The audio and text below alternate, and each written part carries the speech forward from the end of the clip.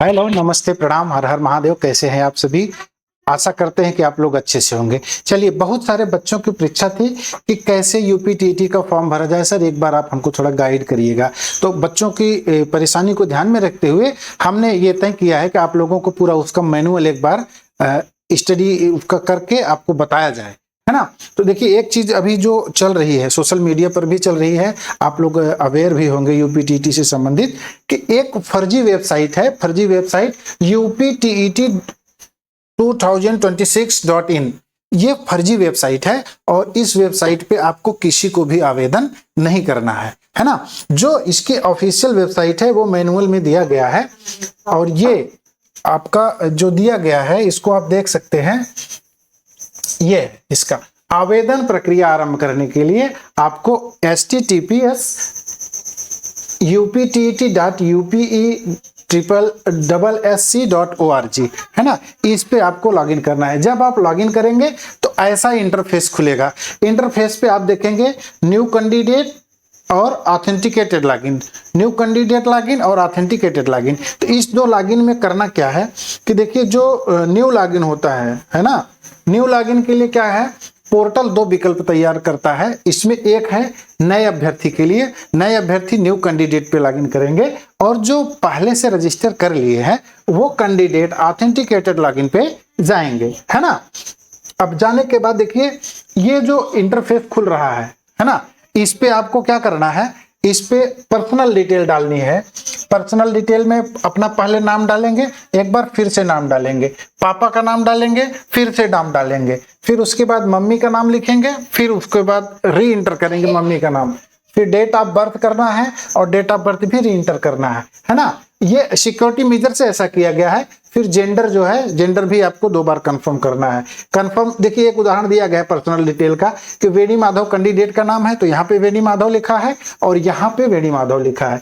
ऐसे ही पापा का नाम लिखा है कर्नल सिंह, तो यहाँ पर भी कर्नल सिंह लिखा है ना। फिर मम्मी का नाम उर्मिला देवी, तो यहाँ पर भी उर्मिला देवी लिखा है। डेट ऑफ बर्थ है 17/6/2004, तो इसमें भी 17/6/2004 लिखा गया है। फिर उसके बाद ये जेंडर मेल है तो 2 बार मेल लिखा गया है ना। चलिए, इसके बाद देखिए, लाइसेंस, ड्राइविंग लाइसेंस या पैन कार्ड। आगे बढ़ने के लिए जो ये ड्रॉप डाउन खुलेगा, आप देख सकते हैं, ये यहाँ पे ड्रॉप डाउन खुलेगा कॉन्टेक्ट एंड आइडेंटिटी में, तो आपको सेलेक्ट करना है ना। अभ्यर्थी को सत्यापन है तो एक वैध पहचान प्रमाण पत्र चयन करना होगा। उपलब्ध विकल्प Aadhaar card, driving licence, PAN card. आगे बढ़ने के लिए ड्रॉप डाउन से जो आपके पास है वो सिलेक्ट करेंगे, है ना। देखिए, जैसे इसमें कॉन्टेक्ट एंड आइडेंटिटी में ये इसमें आधार कार्ड लिखा गया है, तो आधार कार्ड जब आप डालेंगे तो डालने के बाद इसको वेरीफाई करना होगा, ठीक है। ऐसे भी अगर आप डीएल डालते हैं तो डीएल को भी वेरीफाई करना पड़ेगा और वेरिफिकेशन करने के लिए एक क्यूआर कोड जनरेट होगा, उसको आप स्कैन करके वेरीफाई कर सकते हैं या मोबाइल नंबर से वेरीफाई कर सकते हैं, है ना। चलिए, यदि आधार कार्ड का चयन किया गया है तो अभ्यर्थी को अपना 12 अंकों का आधार कार्ड दर्ज करना होगा और वेरीफाई बाया आधार ओटीपी, वेरीफाई बाया आधार ओटीपी आपको करना होगा। तो आपके मोबाइल पे ओटीपी आएगा, है ना। यदि विवरण में कोई मिसमैच है, होता है कभी कभी नहीं मिलता है, तो अभ्यर्थी को पुनः सत्यापन करना होगा और दर्ज किए गए नाम को आधार विवरण से टैली करना होगा, मिलान करना होगा और पुनः सत्यापित करना होगा, अथवा ये पुष्टि करते हुए घोषणा पत्र पर हस्ताक्षर करके आगे बढ़ सकते हैं कि प्रदान की गई जानकारी सही है। अगर बाय द वे मिसमैच होता है तो आपको मतलब डिक्लेरेशन देना होगा। डिक्लेरेशन दे करके आप आगे बढ़ सकते हैं, ठीक है। फिर चलते हैं, देखिए, पहचान और संपर्क सत्यापन कैसे करना है।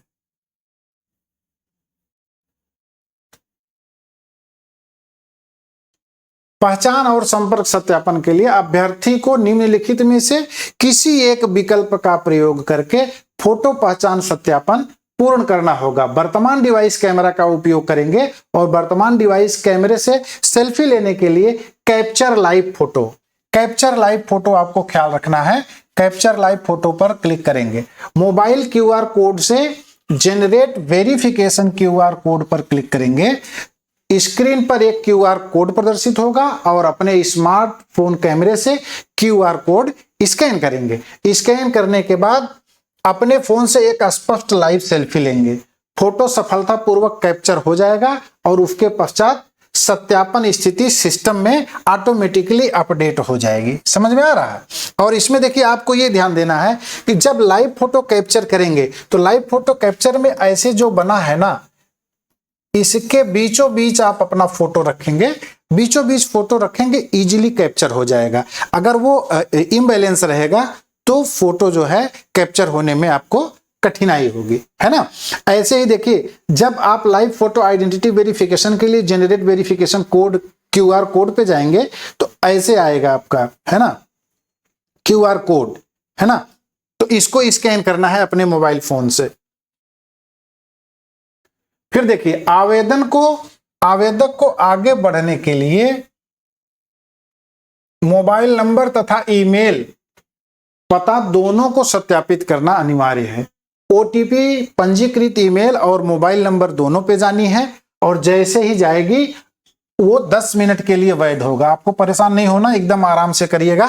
10 मिनट के लिए वो ओटीपी वैध होगी। आप अपने मोबाइल में तो इजीली देख लेंगे और जो बच्चे ज़्यादा सक्षम नहीं है, कंप्यूटर लिटरेट नहीं है, उनको थोड़ी दिक्कत होगी। मेल खोल के वो चेक कर सकते हैं। मोबाइल में मेल खोलेंगे जल्दी खुल जाएगा, है ना। और जैसे ही आप इसको करेंगे, देखिए आपके मोबाइल पे ऐसे मैसेज आएगा कि ये ओटीपी है, आपकी 6 डिजिट की ओटीपी होगी। वो बताएगा कि यूपी टेट की वेबसाइट को एक्सेस करने के लिए आपका ये ओटीपी है और ये 10 मिनट के लिए है। ऐसे ही आपके मेल पर भी आएगा, है ना। चलिए अब लॉगिन पासवर्ड आपको बनाना होगा। लॉगिन पासवर्ड भी सिक्योरिटी मेजर के हिसाब से बनाया जाता है, चूंकि आपकी हर चीजें सुरक्षित रहे, है ना। तो मोबाइल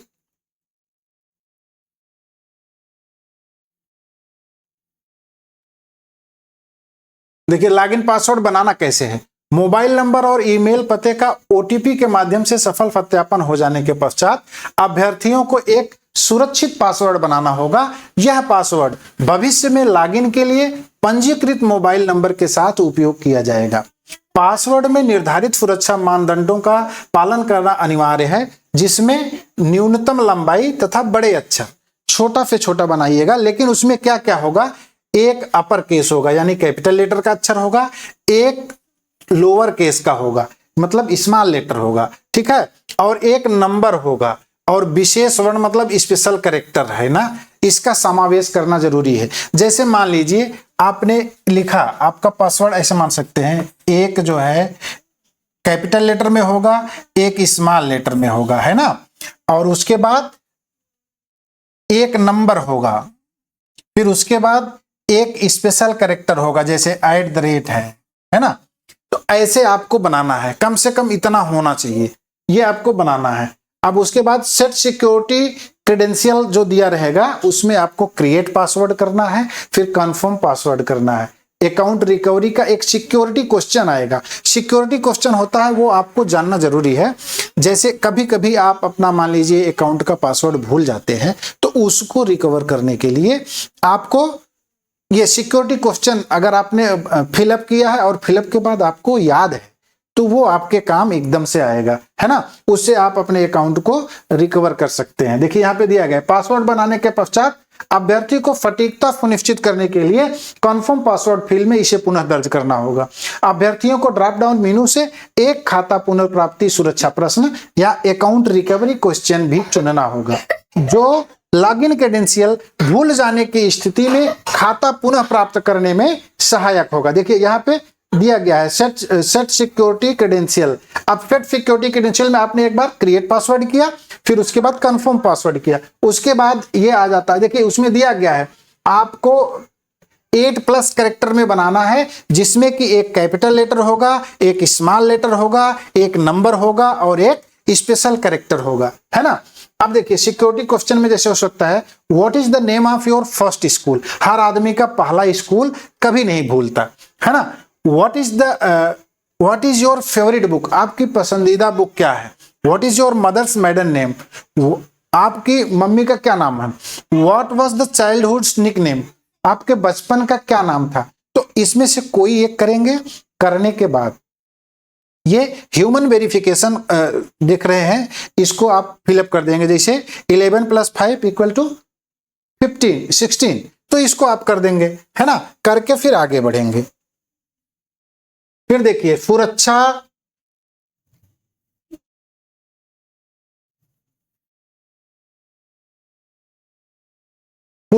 प्रश्न चुनने के पश्चात अभ्यर्थी को चयनित सुरक्षा उत्तर दर्ज करना होगा। इसके अतिरिक्त अभ्यर्थियों को कैप्चा पूर्ण करना होगा, जिससे यह सत्यापित हो सके कि यह अनुरोध किसी मानव द्वारा किया जा रहा है, न कि बॉट द्वारा। देखिए सिक्योरिटी क्रेडेंशियल आपने डाला, कंफर्म किया, उसके बाद आपने सिक्योरिटी क्वेश्चन सेलेक्ट किया। सिक्योरिटी क्वेश्चन सेलेक्ट करने के बाद उसका आंसर तो आपको मालूम ही होगा, है ना। तो वो देखिए सबका अपना एक पसंद होता है, तो उस हिसाब से आप अपना लिखिएगा। उसके बाद यहाँ पे जो ह्यूमन वेरिफिकेशन है उसको आप भर देंगे। भर देने के बाद देखिए अभ्यर्थी का सफल OTR पंजीकरण, अभी आपका OTR का पंजीकरण हुआ है। अब पंजीकरण होने के देखिए यहाँ पे आया है, dear Veni Madhav, your registration has been completed successfully, your UPE/SC ID OTR ID 2500017804, है ना, ये आ गया। ऐसे ही आपके मोबाइल पर भी जाएगा। देखिए dear Veni Madhav, your registration have been completed successfully, your UPE/SC ID OTR ID 2500017804, है ना, ये दिख रहा है। अब इसको आप सेव कर लेंगे।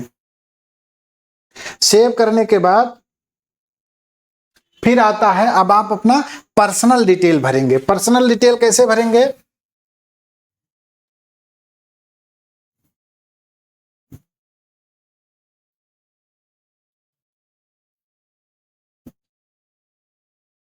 पर्सनल डिटेल भरने के लिए अपना जो है सुरक्षा क्रेडेंशियल सफलतापूर्वक सेट करने के पश्चात, सत्यापन पूर्ण हो जाने के पश्चात सिस्टम अभ्यर्थी को एप्लीकेशन फॉर्म डैशबोर्ड पर ले जाता है। एप्लीकेशन फॉर्म डैशबोर्ड पर आएंगे तो यहाँ का जो इंटरफेस दिखेगा, इस पे देखिए पर्सनल डिटेल भरेंगे। अब देखिए वो आपका पहला वाला खुल गया, eight the time of registration जो आपने किया था।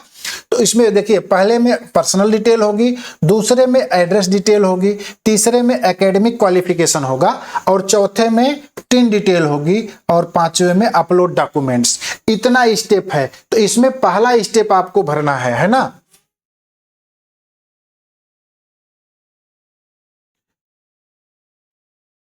पहला स्टेप आप भर लिए।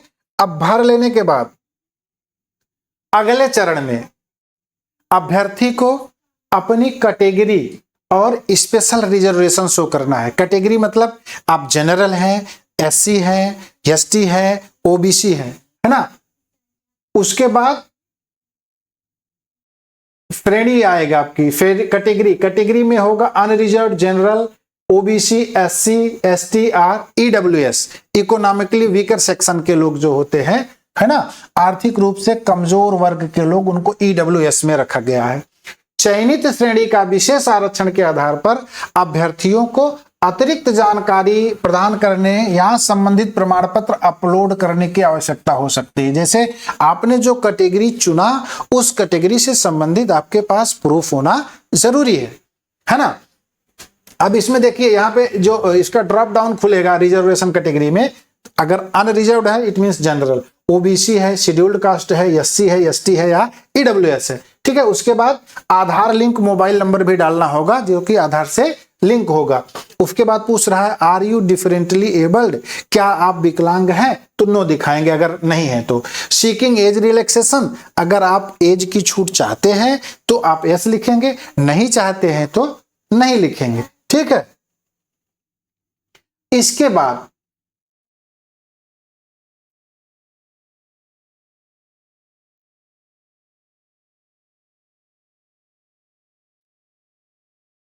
देखिए विकल्प में क्रीमी लेयर और नॉन क्रीमी लेयर सम्मिलित है, तो आरक्षण लाभ पाने के लिए पात्रता निर्धारित करना पड़ेगा, है ना।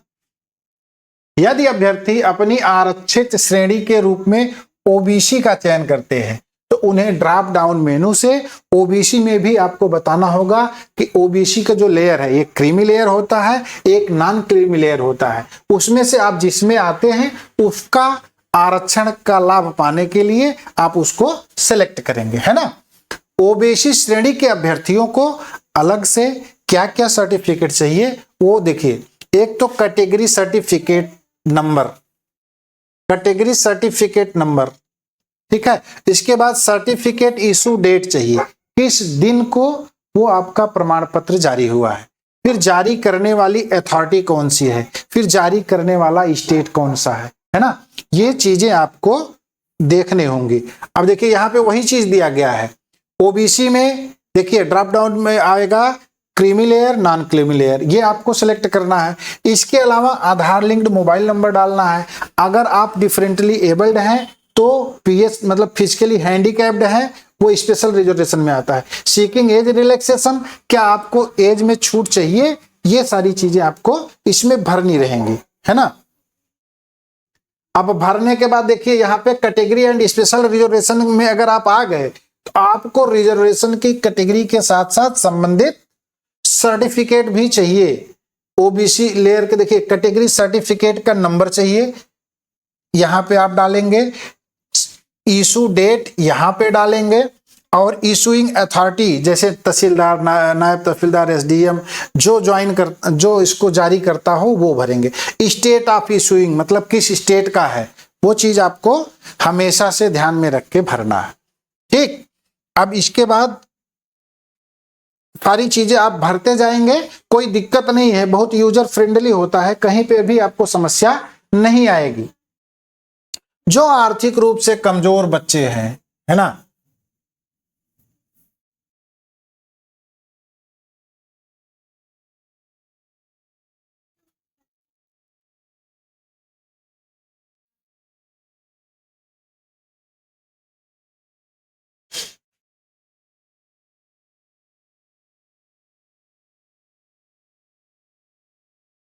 देखिए आर्थिक रूप से कमजोर वर्ग का चयन करने पर अभ्यर्थी को प्रमाण पत्र विवरण दर्ज करना होगा, जिसमें से प्रमाण पत्र, सर्टिफिकेट नंबर, प्रमाण पत्र जारी करने की तिथि और जारी करने वाला प्राधिकारी या इशूइंग अथॉरिटी, है ना। अब ये चीज आप यहाँ पे भरेंगे।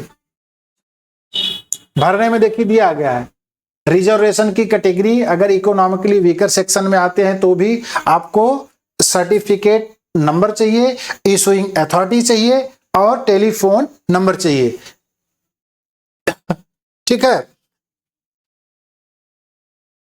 एज रिलैक्सेशन अगर चाहते हैं तो उसकी भी डिटेल आप देंगे। अब देखिए ऐसे ही ठीक ठीक जो अभ्यर्थी एससी कैटेगरी में हैं उनको भी सेम ही करना है, मतलब अपनी डिटेल जब भर देंगे तो भरने के बाद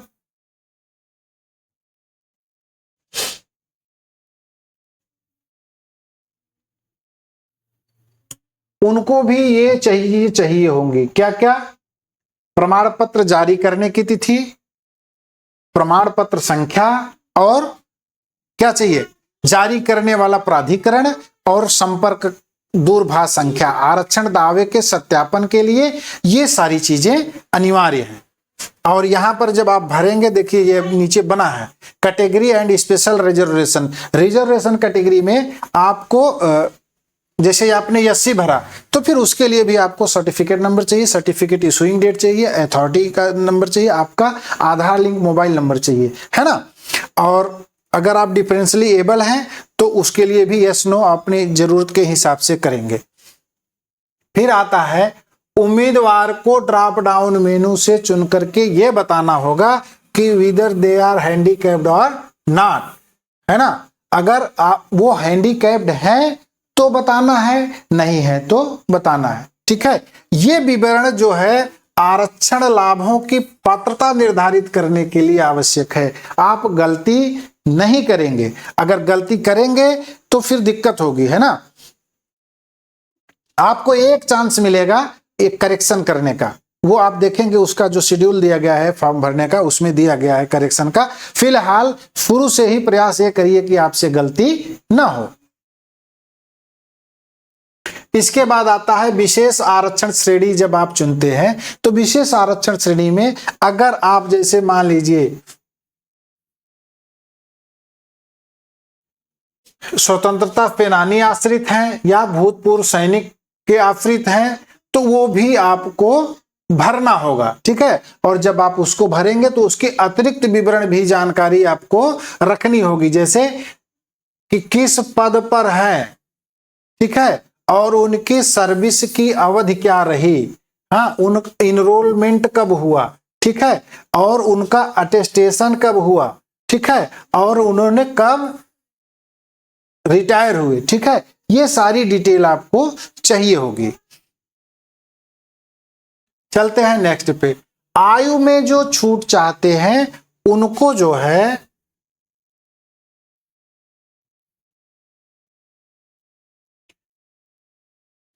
यस चुनना होगा और ड्रॉप डाउन मेनू से लागू आयु छूट श्रेणी का चयन करना होगा। उपलब्ध विकल्पों में से SC, ST, OBC या भूतपूर्व सैनिक या PWD फिजिकली, ये दिव्यांग लोग जो होते हैं ना, उनके लिए है, उनके पात्रता निर्धारित करेगा। इसमें क्या होगा, जैसे रिजर्वेशन कैटेगरी आपने डाल दिया, डालने के बाद स्पेशल रिजर्वेशन में आते हैं तो यस करेंगे। अब एज रिलैक्सेशन किसमें आप चाहते हैं वो भी आप भरेंगे। भरने के बाद सेव एंड नेक्स्ट स्टेप, देखिए हर स्टेप में भरने के बाद जब आप सेव और नेक्स्ट स्टेप कर देंगे तो आपकी जानकारी उसके कंप्यूटर के डैशबोर्ड में सुरक्षित हो जाएगी।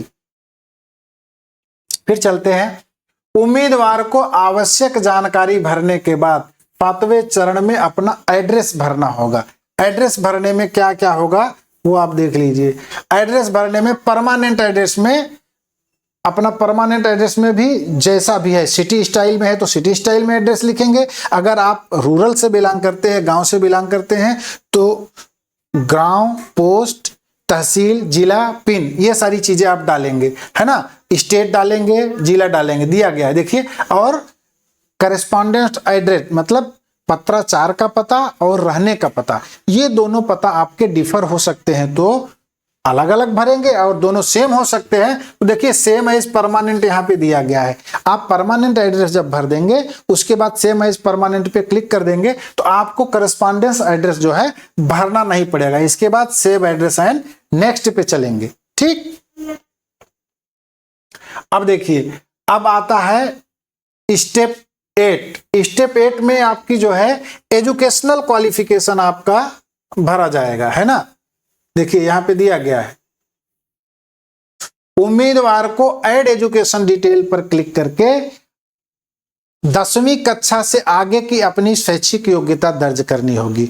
उन्हें ड्रॉप डाउन में परीक्षा स्तर 10वीं, 12वीं, स्नातक, स्नातकोत्तर या प्रशिक्षण योग्यता चुनना होगा और प्रत्येक स्तर के लिए आवश्यक विवरण भरना होगा। जानकारी भरने के बाद उम्मीदवार को योग्यता सहेजने के लिए ऐड एंट्री पर क्लिक करना चाहिए।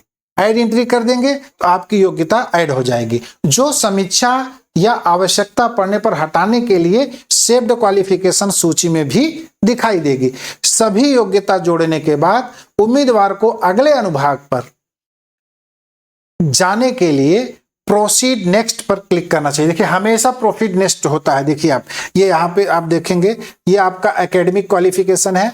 एकेडमिक क्वालिफिकेशन में educational background from 10th standard onward, और इसमें आप भरेंगे 10th का, 12th का, ग्रेजुएशन का, पोस्ट ग्रेजुएशन का। अब जब भरते जाएंगे तो उसके साथ की वो चीजें आपको मांगता जाएगा, कौन सा आपका सब्जेक्ट था, उसमें मार्कशीट नंबर क्या है, सर्टिफिकेट नंबर क्या है, कितना आपने मार्क ऑब्टेंड किया है, टोटल मार्क क्या है ना। देखिए जब सब कुछ भर देंगे तो आपका एकेडमिक क्वालिफिकेशन का ये ऐसे शो होगा पूरा, ठीक है। अब इसके बाद आप इसको प्रोसीड नेक्स्ट पर क्लिक कर देंगे, है ना। देखिए अब जुड़वा जानकारी अनुभाग, अब इसमें आपको यह बताना है कि आपका कोई जुड़वा भाई है कि नहीं है, ठीक है।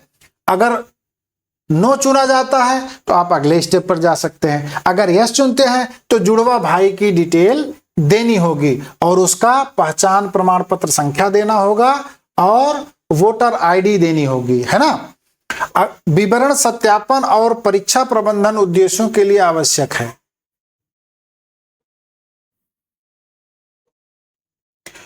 जानकारी भरने के बाद उम्मीदवार को आगे बढ़ने के लिए सेव एंड नेक्स्ट स्टेप पर क्लिक करना चाहिए। ठीक है, देखिए ऐसे दिखेगा ट्विन इंफॉर्मेशन में भाई की डिटेल भरी जाएगी।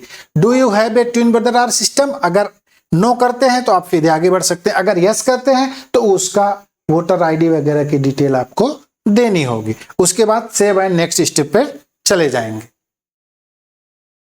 अब ये आता है दस्तावेज अपलोड करना, डॉक्यूमेंट्स अपलोड करना होगा। जो जो आपने कहा है वो एकदम ऑथेंटिक होना चाहिए, उसके संबंधित आपके पास जो है डॉक्यूमेंट वगैरह होना चाहिए, है ना। अब देखिए इस चरण में आपको जानना क्या है, आवश्यक पहचान संबंधी इमेज अपलोड करनी होगी।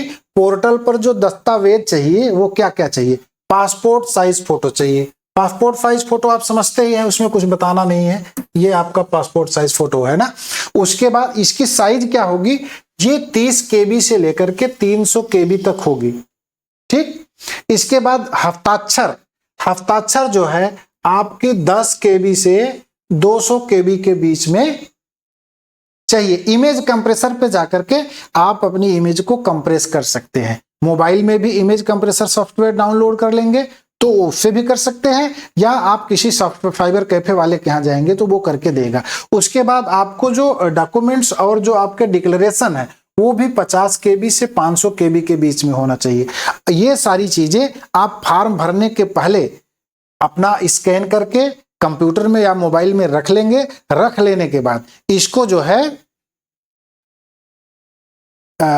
मिनिमाइज कर लेंगे, मतलब इसकी जो साइज है, साइज जो डिस्क्राइब्ड है इतना ही होना चाहिए। मतलब पासपोर्ट साइज की फोटो 30 KB से 300 KB और जो आपका डिजिटल सिग्नेचर होगा वो 10 KB से 200 KB, और जो डॉक्यूमेंट और डिक्लेरेशन होंगे वो आपके 50 KB से 500 KB के बीच में होंगे। ठीक है, अब देखिए डॉक्यूमेंट जब अपलोड करेंगे तो ऐसे इंटरफेस दिखेगा। पासपोर्ट फोटोग्राफ के लिए यहाँ पे सेलेक्ट फोटो पे क्लिक करेंगे तो वो आपको फाइल में ले जाएगा, फाइल से सेलेक्ट कर लेंगे तो यहाँ पे आ जाएगा। ठीक है, उसके बाद सिग्नेचर में भी ऐसे होगा। उसके बाद आप इसको डॉक्यूमेंट अपलोड कर देंगे। अब जब डॉक्यूमेंट अपलोड पे जाएंगे तो ये देखिए ऐसे अपलोडेड सक्सेसफुली आएगा। अपलोडेड सक्सेसफुली, यहाँ पे सिग्नेचर आ जाएगा, यहाँ पे फोटो आ जाएगा, है ना। फिर अब देखिए उम्मीदवार को अपना जो PDF फॉर्मेट में एक मान्य फोटो पहचान पत्र अपलोड करना होगा। किस फॉर्मेट में, PDF फॉर्मेट में। PDF फॉर्मेट का आप ध्यान रखेंगे। ठीक है, सबसे पहले ड्रॉप डाउन मेनू से आपको आईडी चुनना है कि आपके पास कौन सी आईडी है। वोटर आईडी है, पैन कार्ड है, DL है, हाँ, या पासपोर्ट है, या आधार कार्ड है, या फोटो सहित बैंक पासबुक है। जो भी होगा सब चलेगा, लेकिन जो उसका आपको बनाना होगा वो PDF में। तो यहाँ से जब फॉर्म भरने लगेंगे तो फॉर्म से फोटो आइडेंटिटी प्रूफ सेलेक्ट करेंगे। वोटर आईडी है, पैन कार्ड है, DL है, पासपोर्ट है, आधार कार्ड है, या बैंक पासबुक विद फोटो है। ठीक है, देखिए आपको 12th की मार्कशीट भी PDF में ही अपलोड करनी है, 10th की मार्कशीट भी PDF में अपलोड करनी है, और ग्रेजुएशन की भी PDF में ही अपलोड करना है। अब देखिए उम्मीदवार को आवश्यक शैक्षणिक मार्कशीट और प्रमाण पत्र PDF फॉर्मेट में अपलोड करने होंगे। ठीक है, इसमें 10वीं की मार्कशीट, 12वीं की मार्कशीट, स्नातक की मार्कशीट और जितने भी लागू शैक्षणिक प्रमाण पत्र हैं वो सब आपको अपलोड करने हैं, और अपलोड करने के लिए आपको PDF में करना है। ठीक है,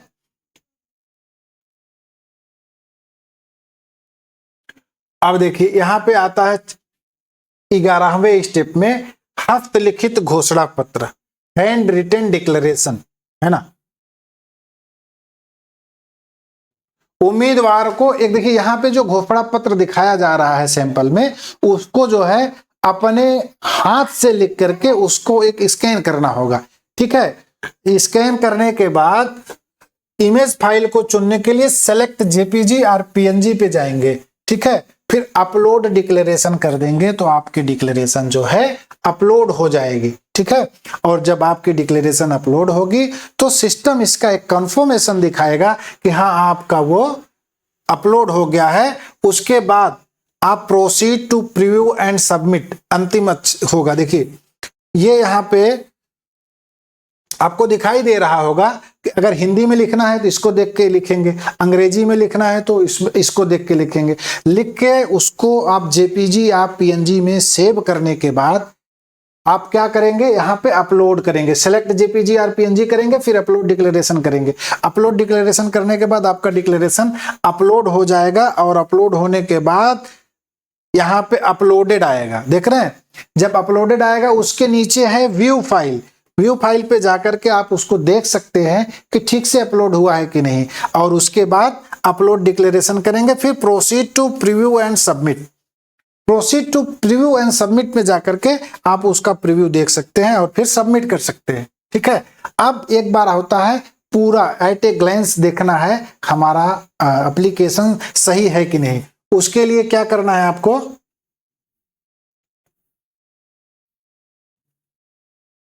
देखिए सभी पिछले विवरण चरण पूरा करने के बाद उम्मीदवार को ओटीआर प्रोफाइल प्रीव्यू पेज पर भेजा जाएगा। इस पेज पर पंजीकरण के दौरान दर्ज की गई सभी जानकारी का सारांश दिखाया जाता है, जिसमें व्यक्तिगत विवरण, पता विवरण, शैक्षणिक योग्यता, ट्विन विवरण और अपलोड किए गए दस्तावेज शामिल है। जैसा कि हमने अभी आपको डिस्कस किया था, उम्मीदवार को इस पेज पर प्रदर्शित सभी जानकारी को ध्यानपूर्वक चेक करना चाहिए। अगर कोई उसमें कमी आती है तो उसको संबंधित अनुभाग के बगल में एडिट का ऑप्शन होगा, उस पे जाकर के आप क्लिक कर सकते हैं, जैसा कि आप इसमें देख सकते हैं, है ना, ये दिख रहा है। अब देखिए यहाँ पे जैसे मान लीजिए पर्सनल डिटेल है, आपकी पर्सनल डिटेल वाला ऑप्शन खुला है। अगर इसमें कहीं पे आपको कोई कमी नजर आ रही है तो ये एडिट वाले ऑप्शन पे जाएंगे और एडिट वाले ऑप्शन पे जाकर के एडिट कर देंगे तो सब फिर से अपने ढंग से भर सकते हैं जहां पे गलती हुई है। इसके बाद आता है लास्ट डिक्लेरेशन, अंतिम घोषणा। अंतिम घोषणा क्या है,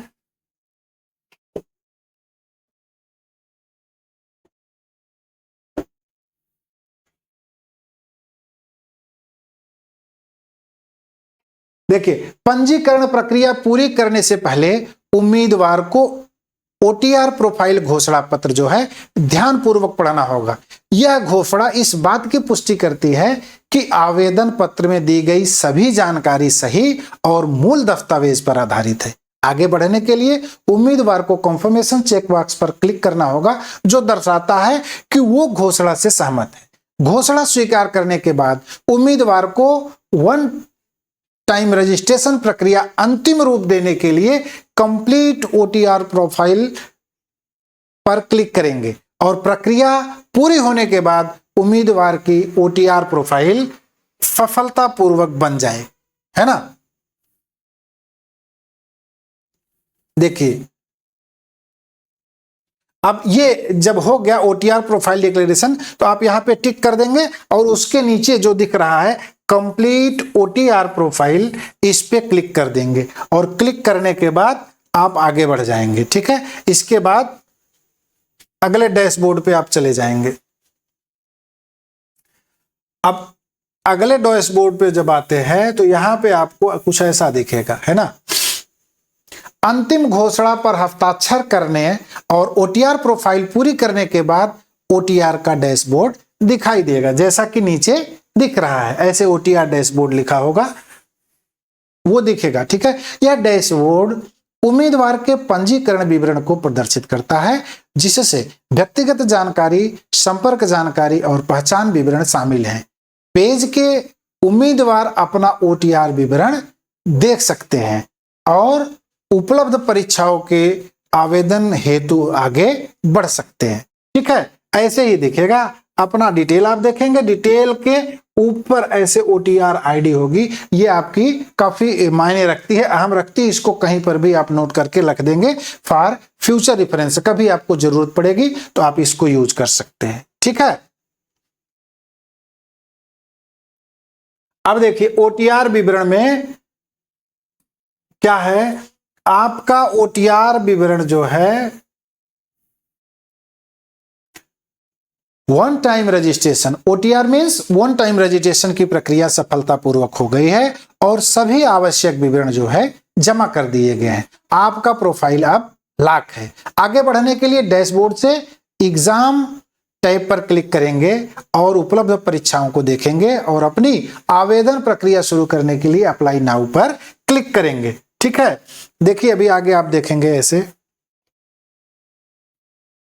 देखिए आपका OTR कंप्लीट हो गया है, तो फिर OTR डैशबोर्ड में ये दे रहा है एग्जामिनेशन।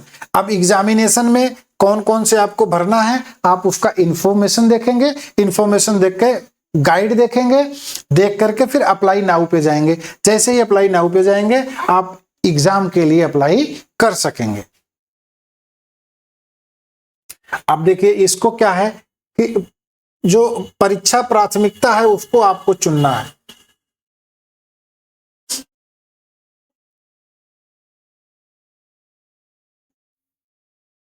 देखिए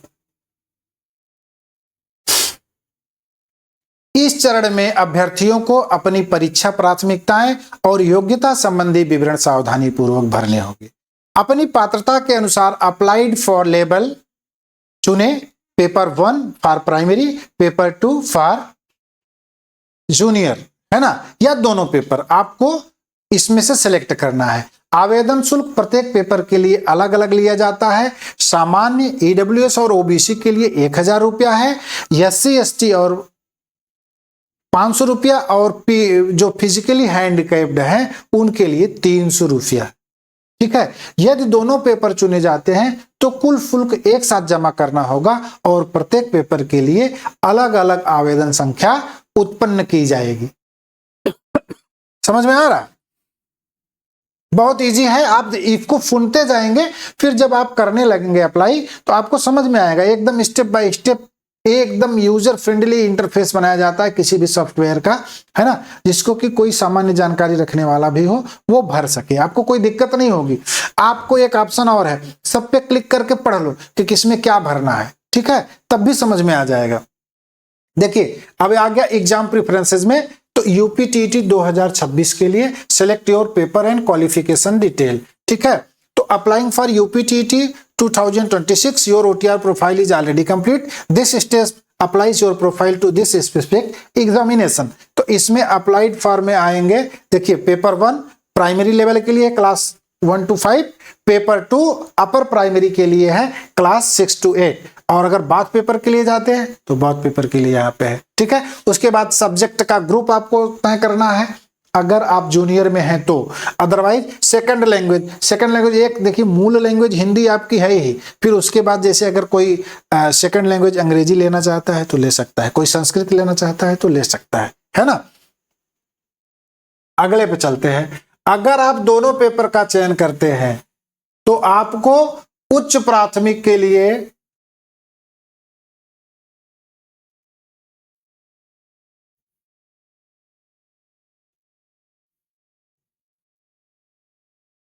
यदि आप दोनों पेपर चयन करते हैं तो आपको उच्च प्राथमिक के लिए एक विषय समूह चुनना अनिवार्य है। इसके बाद यह बताएं कि क्या आप कार्यरत सरकारी शिक्षक हैं। यदि हां का चयन करते हैं तो आवश्यक विवरण भरना होगा, जैसे शिक्षक का प्रकार। ये चीजें हमारे बहुत से गुरुजी ने पूछा था कि कैसे क्या करना होगा, तो उनके लिए स्पेशल इसको हाईलाइट कर देते हैं कि देखिए जो टीचर है ना, तो उनको किस टाइप के टीचर हैं, किस संगठन से हैं, किस विद्यालय से हैं, विद्यालय का नाम, ज्वाइनिंग तिथि और सेवानिवृत्ति तिथि तथा मानव संपदा कोड, ये सारी चीजें साथ में उनको अपने पास रखना होगा at the time of form filling. ठीक है, अब इसके साथ ही आपको प्रथम भाषा और द्वितीय भाषा दर्ज करना है। फिर अगले चरण पर जाने के लिए आपको सेव एंड नेक्स्ट पे जाना है। किस पे जाना है, सेव और नेक्स्ट पे जाना है। वही चीज देखिए यहाँ पर दिया गया है फॉर्म के रूप में, अप्लाइंग फॉर यूपीटीटी 2026, यहाँ पे अप्लाइड फॉर किसके लिए किया आपने, अगर बहुत पेपर के लिए किया है तो ठीक है, पेपर फर्स्ट एंड सेकंड। फिर उसके बाद अगर इसको आपने किया है तो आपको सब्जेक्ट ग्रुप भी बताना होगा, साइंस ग्रुप से है कि मैथ ग्रुप से है, ठीक है। उसके बाद पूछेगा आर यू प्रैक्टिसाइजिंग गवर्नमेंट टीचर, क्या आप गवर्नमेंट टीचर हैं, तो आप यहाँ पे हाँ भरेंगे, ठीक है। आर यू प्रैक्टिस, इसके बाद देखिए गवर्नमेंट टीचर की डिटेल होगी, आपको टाइप भरना है, फिर संस्था का नाम भरना है, डेट ऑफ ज्वाइनिंग भरना है, डेट ऑफ रिटायरमेंट भरना है और आपका मानव संपदा कोड भरना है, ठीक है। जो शिक्षक हैं, जो गुरुजी हैं, उन लोग अगर टीईटी भर रहे हैं तो उनको ये सारी डिटेल पहले से साथ में लेकर के फॉर्म फिलअप करना होगा, ठीक। अब इसके बाद आता है, अगर पिछले चरण में आपने ये दे दिया कि नहीं हम कहीं पे प्रैक्टिसाइज नहीं कर रहे हैं एज ए टीचर, ठीक है, तब क्या करेंगे, चयनित पेपर के अनुसार आवश्यक शैक्षिक योग्यता का विवरण आप भरेंगे। यदि आपको दोनों पेपर के लिए आवेदन आपने किया है तो दोनों अनुभागों के लिए योग्यता विवरण भरना अनिवार्य है, ठीक है। जैसे कक्षा 1 से 5 तक के लिए भर रहे हैं तो यहाँ पे योग्यता विवरण आप भरेंगे कक्षा 1 से 5 के लिए और अनिवार्य योग्यता चुनेंगे। ड्रॉप डाउन मीनस खुलेगा, ड्रॉप डाउन मीनस जब खुलेगा यहाँ से इस पे क्लिक करने पे, ये देखिए यहाँ पे क्लिक करेंगे ड्रॉप डाउन मीनस खुलेगा और जब ड्रॉप डाउन मीनस खुलेगा उसमें से आप अपनी योग्यता सेलेक्ट कर लेंगे जो आप अर्ह करते हो। इसके बाद पेपर सेकंड के लिए भी है, इसमें भी अनिवार्य योग्यता के लिए आपको ड्रॉप डाउन मीनस से ही चुनना है। योग्यता विवरण दर्ज करते समय अपनी योग्यता की स्थिति चुनेंगे, है ना। यदि उत्तीर्ण है पास्ड लिखेंगे, स्नातक अंक तालिका की तिथि दर्ज करेंगे, कब आपने ग्रेजुएशन किया है ना। जैसे यहाँ पे दिया गया है, देखिए एसेंशियल क्वालिफिकेशन में देख रहे हैं पास्ड भर दिए हैं। अब इसके बाद आगे चलते हैं ना,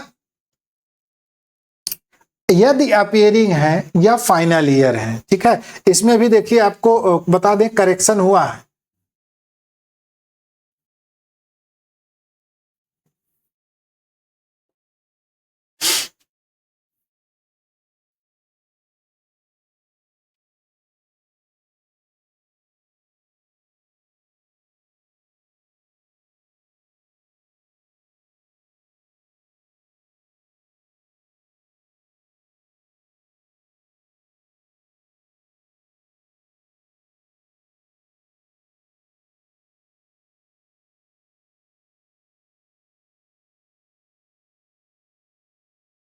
थोड़ा नेट स्लो है, इसके नाते थोड़ी दिक्कत हो रही है, कोई बात नहीं।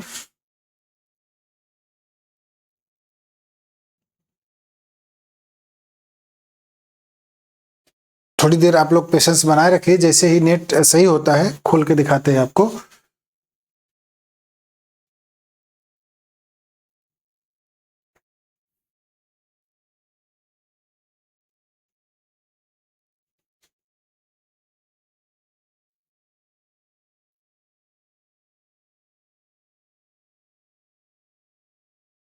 देखिए यदि अपीयरिंग या फाइनल ईयर है तो अपेक्षित स्नातक तिथि के साथ प्राप्त अंक, कुल अंक और प्रतिशत दर्ज करेंगे, ठीक है।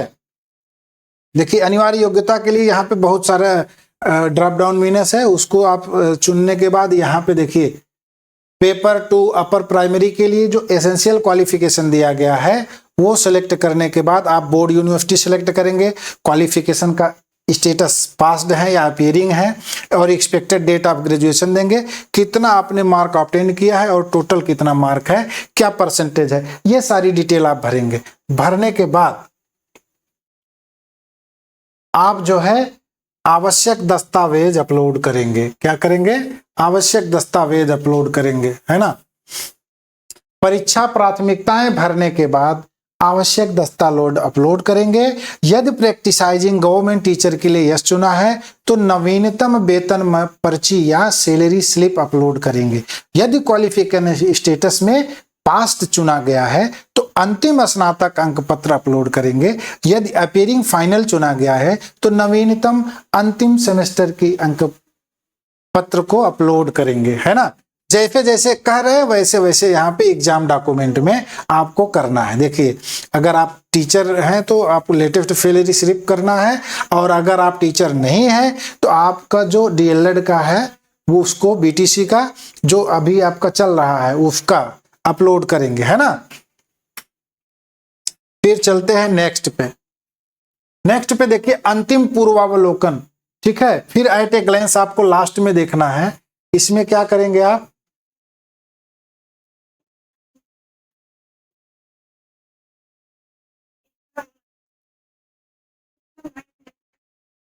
परीक्षा चयन और योग्यता विवरण पूरा करने के बाद अपने आवेदन का एक अंतिम पूर्वावलोकन प्रदर्शित देखेंगे आप। इसमें दिखाए गए सभी विवरण को ध्यान पूर्वक जांचेंगे, जैसे व्यक्तिगत जानकारी आपकी सही है, आपका पता सही है, आपकी शैक्षिक योग्यता सही है, और परीक्षा का जो आपका प्रेफरेंस है वो सही है कि नहीं। सबमिशन से पहले अंतिम घोषणा को ध्यान से पढ़े। आपको यह पुष्टि करनी होगी कि दर्ज की गई सभी जानकारी, आपने जो भी जानकारी दी है वो सही है और आपके मूल दस्तावेज से मेल खाती है। ध्यान दें कि अंतिम सबमिशन के बाद आप किसी तरह का बदलाव कर नहीं पाएंगे। घोषणा वाले चेक बॉक्स पर टिक करेंगे और आवेदन प्रक्रिया पूरी करने के लिए confirm I proceed to payment पे जाएंगे, ठीक है। मतलब कि आपने जो फॉर्म भरा है, भरने के बाद अपनी पूरी डिटेल देखेंगे।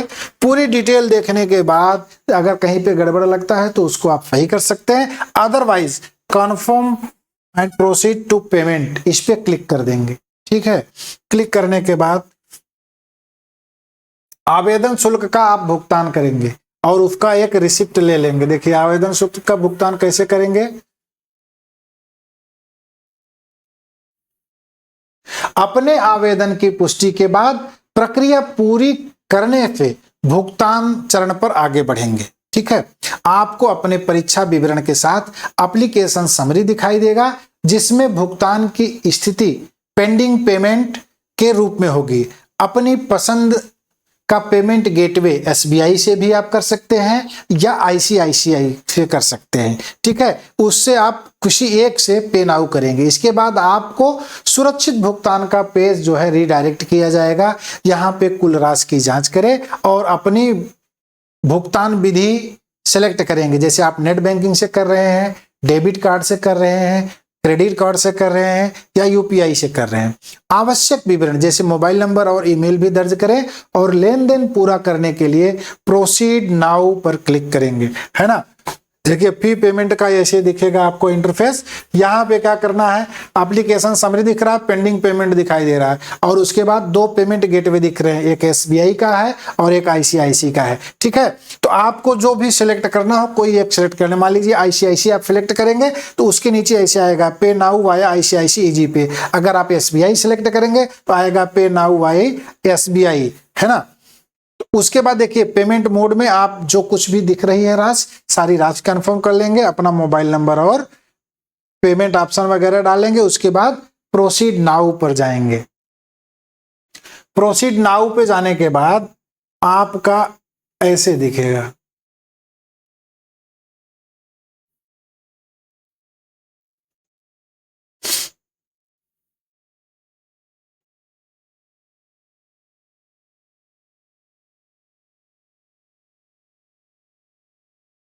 देख रहे हैं, भुगतान सफलतापूर्वक पूरा हो जाने के बाद आपके आवेदन की स्थिति पेड एंड कंप्लीट में अपडेट हो जाएगी। आपको डैशबोर्ड पर रिडायरेक्ट किया जाएगा, जहां परीक्षा की स्थिति एप्लीकेशन कंप्लीट दिखाई देगा। यदि आपको अपने दोनों पेपर के लिए आवेदन किया है तो दोनों के आवेदन की संख्या प्रदर्शित होगी और भुगतान स्थिति पेड के रूप में दिखेगी। अब आप अपने आवेदन विवरण देख सकते हैं या प्रिंट निकाल सकते हैं। अपने अंतिम जमा किए गए आवेदन की प्रति भी अपलोड कर सकते हैं और भविष्य के संदर्भ में सुरक्षित रख सकते हैं। यहाँ पे ऐसे दिखेगा, देखिए देखिए एप्लीकेशन कंप्लीट दिखाई दे रहा है। एप्लीकेशन कंप्लीट दिखाई देने के बाद वो चीजें दिखाई दे रही है। दोनों के लिए क्या है तो दोनों के लिए, पेमेंट किया है तो पेमेंट का। ये देखिए यहाँ पे फिर आपका प्रिंट ऑप्शन आता है। प्रिंट ऑप्शन से आप जो है आपका जो आवेदन पत्र आपने किया है वो ऐसा पेमेंट के बाद ऐसा सब पूरा दिखेगा। इसको आप जो है देख सकते हैं। देखने के बाद इसको जो है देख रहे हैं, ये देखने के बाद आप इसका प्रिंट निकाल सकते हैं। प्रिंट निकाल के सुरक्षित रख लेंगे इन फ्यूचर किसी काम के लिए, ठीक है।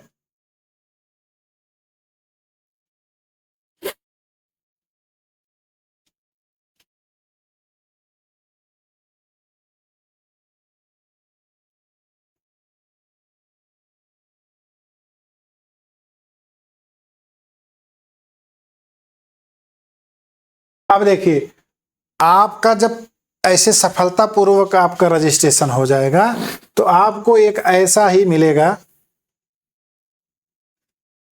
परीक्षा के लिए सफलतापूर्वक पंजीकरण करने पर आपको एसएमएस मिलेगा और आपको ईमेल मिलेगा, ठीक है। दोनों संदेश प्राप्त हो जाएंगे और ये दोनों संदेश प्राप्त हो जाने के बाद आपका ये भी एक प्रूफ रहेगा कि you have applied for the TT, ठीक है। अब उम्मीदवार लॉगिन करेंगे। उम्मीदवार लॉगिन क्यों जरूरी है वो भी बताया जाएगा आपको, ठीक है। उम्मीदवार पासवर्ड लॉगिन या ओटीपी लॉगिन का उपयोग करके कैंडिडेट पोर्टल में लॉगिन कर सकते हैं। आपका सबमिशन हो गया, फिर उसके बाद जो है कैंडिडेट लॉगिन आपको बताया था ना, न्यू यूजर लॉगिन और कैंडिडेट लॉगिन। तो कैंडिडेट लॉगिन पे जाएंगे, अपना जो है आईडी और अपना पासवर्ड डाल करके लॉगिन करेंगे और लॉगिन करके रिज्यूम एप्लीकेशन पर क्लिक करेंगे। ओटीपी लॉगिन में mobile number, email ID, OTR दर्ज करेंगे। ओटीपी का अनुरोध करेंगे, 6 अंक की ओटीपी आएगी वो आप दर्ज करेंगे। लॉगिन एंड रिज्यूम एप्लीकेशन पर क्लिक करेंगे। सफल लॉगिन के बाद उम्मीदवार जो है अपनी आवेदन प्रक्रिया जारी रखने के लिए उसको अगले डैशबोर्ड पर भेजा जाएगा, ठीक है। ये देखिए ऐसे ही खुलेगा, है ना। ये मतलब जैसे आपने तुरंत ही कर लिया प्रिंट और किन्हीं कारणों से प्रिंट ना निकाल पाए या किन्हीं कारणों से पेमेंट ना कर पाए तो आप जो है लॉगिन करके अपना पासवर्ड डाल करके फिर से इसको खोल सकते हैं। खोल के अपनी आगे चीजें प्रोसीड कर सकते हैं, है ना। अब देखिए 19वां स्टेप है, लास्ट स्टेप है। ये आपको जैसे एप्लीकेशन फॉर्म अमेंडमेंट, अगर आपको कहीं पे कोई गड़बड़ी नजर आ रही सब कुछ करने के बाद भी आप भर नहीं पाए हैं, हाँ, ऐसी स्थिति में आपको क्या करना है।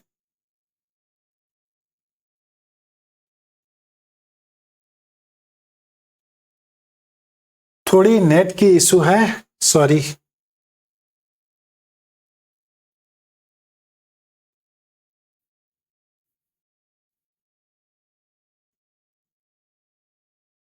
लगभग आपके ये प्रक्रिया जो है पूरी ही हो गई। अभी ये खुलता है तो इसको भी आपको हम बता देते हैं कैसे क्या करना है।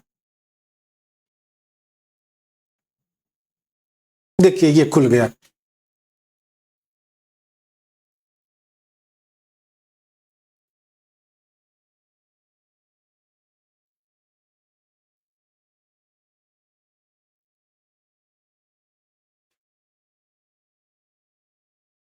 यदि अभ्यर्थी आवेदन जमा करने के बाद उसमें कोई संशोधन करना चाहता है तो वो विज्ञापन में निर्दिष्ट अंतिम तिथि के बाद आयोग के द्वारा निर्धारित अवधि के दौरान एडिट एप्लीकेशन फॉर्म बटन पर क्लिक करके ऐसा कर सकते हैं। हालांकि मोबाइल नंबर और ईमेल आईडी में कोई परिवर्तन नहीं होगा, ठीक है। आवश्यक संशोधन के बाद अभ्यर्थी को आवेदन जमा करने के लिए अपने पंजीकृत मोबाइल नंबर या ईमेल आईडी द्वारा ओटीपी प्राप्त करना होगा। साथ ही संशोधित आवेदन को अंतिम रूप देने से पहले अभ्यर्थी को घोषणा को पुनः पढ़कर स्वीकार करना अनिवार्य होगा। एक बार आवेदन में संशोधन कर दिए जाने के बाद आयोग उसमें कोई और परिवर्तन नहीं करने देगा। इसके लिए अभ्यर्थी स्वयं पूर्णतः उत्तरदायी होगा। इट मीन्स पूरी होशो हवास में आपको फॉर्म फिलअप करना है, ठीक है। देखिए ऐसे है, एक बार आपका ये हो गया तो फिर दोबारा से इसमें कुछ नहीं कर सकते हैं। अच्छा, इसके साथ ही आप सभी लोगों को एक बार पुनः रिक्वेस्ट है कि जो अभी फॉर्म भरने में लापरवाही कर रहे हैं, प्लीज बिल्कुल फॉर्म भरने में लापरवाही न करें और तैयारी करने में लग जाए। हम जल्दी ही आप सबके लिए एकदम बेस्ट क्लास लेके आ रहे हैं और यूपीटीटी में एकदम धुआंधार क्लासेज होंगी। आप लोग अपने मुकाम को हासिल करिए। इसके लिए विजय ग्लोबल स्टडीज पूर्णतः कटिबद्ध है, आपके साथ खड़ा है, हर समस्या के लिए आपके जुड़ा है, आपके सहयोग में खड़ा है। और इसी के साथ ही आज का यहाँ पे जो गाइडलाइन है, ये सारी चीज बताने का कर्म जो है यहीं पे बंद करते हैं और फिर आपसे मिलते हैं क्लास में। अगर किसी तरह की कोई और जानकारी चाहिए तो आप हमसे संपर्क कर सकते हैं, हमसे कॉल कर सकते हैं, हमारे व्हाट्सएप चैनल, टेलीग्राम चैनल पर भी, या हमें यूट्यूब पर भी कमेंट करके हमसे जानकारी ले सकते हैं। धन्यवाद।